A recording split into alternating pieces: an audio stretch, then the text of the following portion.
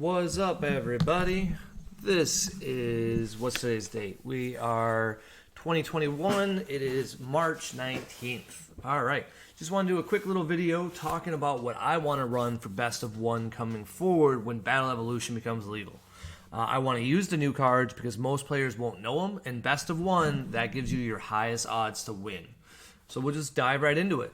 You guys know it. I know it. We all know it. Brawly Surge is my favorite leader. I like how simple of a card it is to play. It just does so much, and it's just, I just love it. Now, it's not as good as Launch, because Launch does flip a card, generate more card advantage. So you have to play a little bit more casually.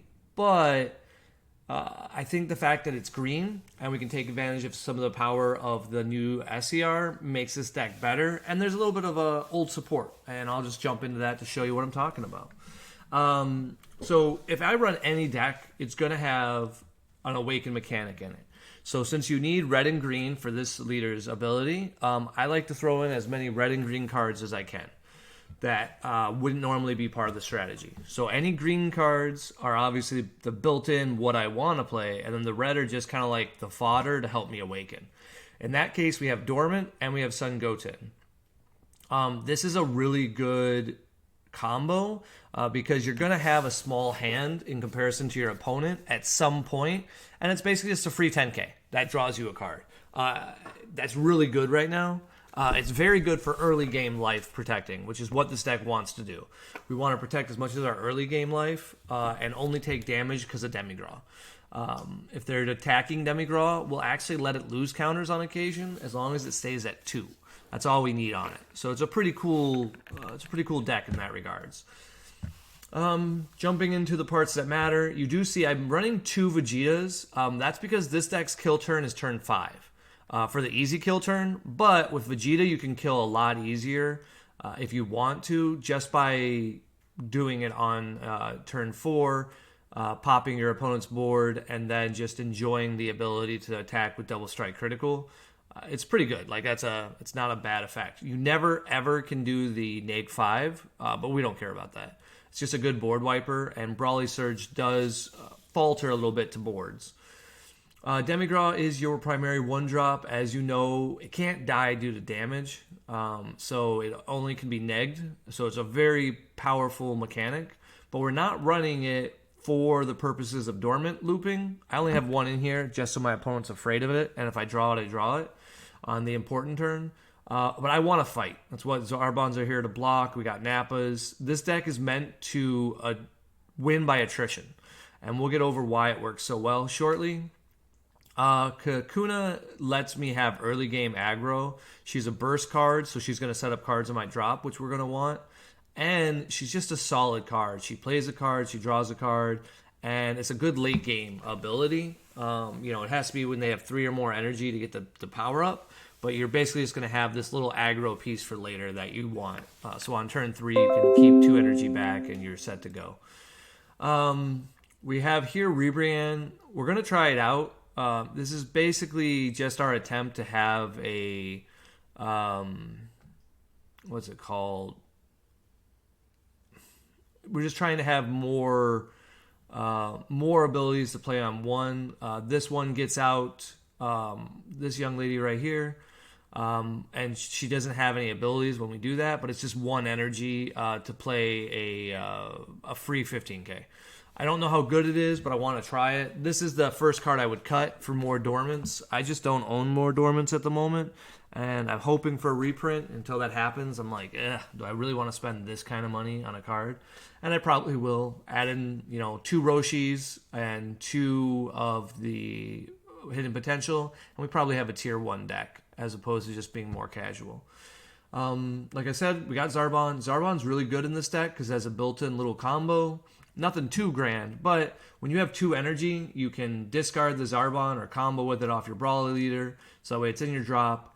Go ahead and discard this card to play it, and this card lets you combo it for free later, for 1 green energy. So you'll get to draw a card again. So effectively, Zarbon won't cost you anything besides 2 energy, and you'll get the combo out of an attack. So you might even keep your Zarbon alive. Like I mentioned, this package here is one of my favorite.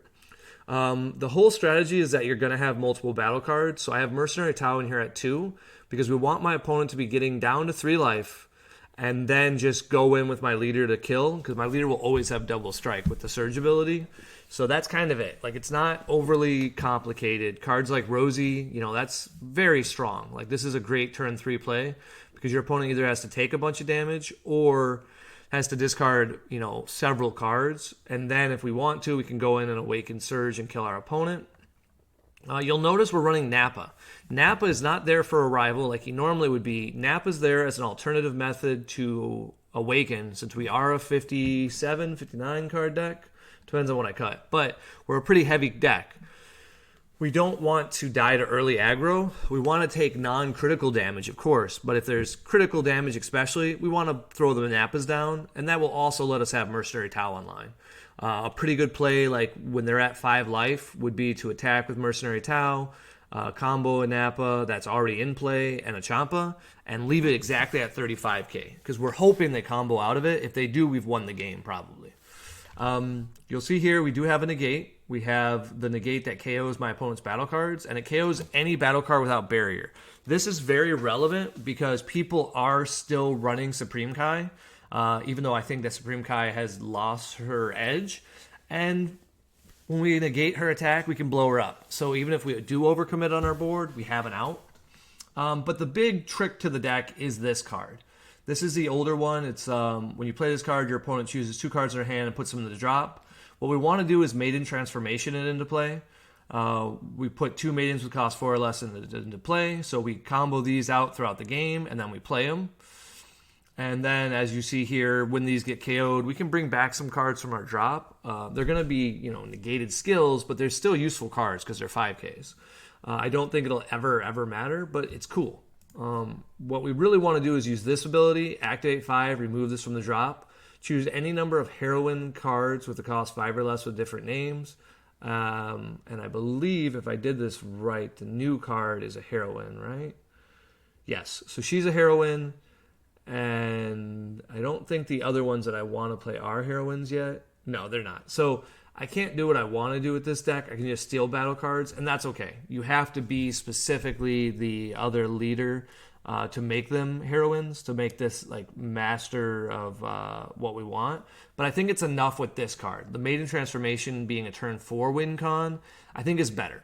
I probably should up this to 4 Son Goku Unwavering Conviction and maybe drop one of these Brawlies just for building purposes. I'll do that now. Just because I was thinking in my head I could play the SCR and bring my stuff back. Since I know I can't now, we'll just increase it. Now this Goku is a great way to kill the game early or close out the game. And then while we were talking about it, let's go ahead and just add the... we'll lower Ribrianne. Where is she at? And we'll up Dormant. So this is probably the build I'm going to run. I'm going to have to borrow Dormants, which never feels good to do. And then this is it. But this card right here, Son Goku Awakening on Conviction, is a whole nother level of power level. Because it's just 1 green. We can arrival it very easy in. It's not expensive. Turn 2, pretty good play to play on your opponent's turn 2 once they've comboed. That's when I like to play it, because if we rival in 2, we can activate battle on each of the cards and then increase the power of our battle cards or our unison if it matters. Obviously, it probably won't matter because they're not attacking my unison if I'm able to combo. But these kind of little strategies will add late game value, because if we already have a Demigras in play and we already have a Dormant in play, they kind of have to start comboing out of attacks on their turn, and then on our turn, if they don't combo because they're afraid of these, it's more value for us because we can keep our life very high, because we're not going to win very easily. There's a few other cards we can run, like Zamasu. I just don't have the room for it in this build. The Awaken mechanic is a problem, but I think that the Dormant and Goten just make it so good that I want to play it because the utility's there. And then also, if your opponent does bring a lot of aggro, Brawly Surge is phenomenal because it just says activate KO. And so if you play against a Vegex or a Boo or anybody who's attacking with a lot of cards, we can get out of a lot of attacks. And I like that because Son Goten can be used from the drop to untap an energy. So when you're tapped out, you can come back out of nowhere. There's a lot of good utility in this deck. I'm trying to think if there's anything else I didn't really touch on that's important. Off the Maiden Transformation, you can also play this card. So this is a really good card because it's going to be a 4 cost in the drop. So some certain cards aren't going to affect it. But once again, it's just going to pop a battle card. Because of that, I thought about Frieza, and the more I think about it, I like the idea of Frieza. I think we're going to do it just because Frieza is more my speed. So what we can do is we can take out at least one copy of the Unison and just throw in a surprise attack Frieza. And I think I like it a little better because I just love that card. Whenever you're playing green and you have access to green, I really like it because that critical damage gets very important. As I said before, this leader doesn't draw a lot. So you need to outvalue your opponent. So attacking with this card and then comboing it with your leader ability is going to help you win games because you'll be a 20k and your opponent has to either take a critical life or that. And the one of, you'll see it enough. You're not going to see it every game, but it's best of one. So once you know you have it, you don't bother. Now, the other good part about this deck is you're noticing since we're mono green, we don't have to do much. We just charge, and then we're good to go. We don't have to deal with all the multicolor. I thought about making this multicolor. We could definitely drop pretty much the whole Unison and become just a normal red-green deck. But I feel like that's a better launch deck. Brawly's utility is the fact that he can't die as easily as launch. And we're going to find out if that's true because this is what I'm going to run in week 3 of regionals. I'll tweak it a little bit before that, try to find out what I can borrow to increase the power level. Because some cards like Cell's Kamehameha I'm going to miss. The problem is, once again, we only get up to 60 cards. And the only thing I don't like in this is the Unisons. Because Dormant, to me, isn't that exciting unless you're playing against like Dark Brawly. This deck doesn't suffer to Dark Brawly, but it's definitely not as easy to beat Dark Brawly. But because Dark Brawly likes to go to 4 life on their own, it makes the game a little bit easier because you can drop cards like Rosie on your turn 3, make them discard the 2, attack several times. If they don't combo from their hand and they do go to 2, swing in with your leader if you're at 3 or less life and just finish it with a hand dump.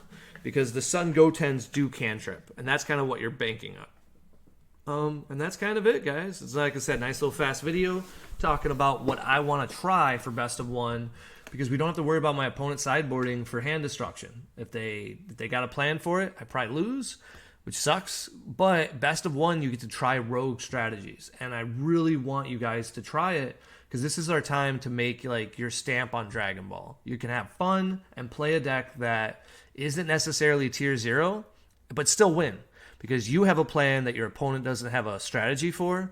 You're still going to have hard matchups. Like this versus Invoker, I'm not looking forward to that match because I have no way of directly stopping it besides hand destruction. However, I do have Deflect, so these Deflect will matter, and I can make my opponent discard some cards, I can make my opponent use some resources, and just play better than them. But when it comes down to it, by the time they get their 5-drop in play, I need to come up with a strategy to deal with it. And I just don't see a lot of Invoker. It's an expensive deck to play, and so I'm not going to build my strategy around it just because I don't want to. I feel like that's how you get crushed in the game, is when you're worried about one player. Yes, Michael Legends will be in every regional. Yes, we got to worry about him. But we can also hope, it's best of 1. If he gets unlucky, Invoker is not a good deck going second in comparison of going first. So he loses that dice roll round 1, hey, we got a better chance of winning the event. And for best of 1 formats, you kind of just need to be lucky. I hate to say it like that, but luck is a huge factor in best of 1. So when you see like your super combo, you guys got to keep it. Doesn't matter what super combo it is, even if it's a 4 or less activation of life, you need to keep them in your opening hand because you're not necessarily going to draw them all and you don't have 3 games. So just play a little bit tighter to the chest, and I think we'll all do pretty well for these upcoming regionals. Good luck, guys.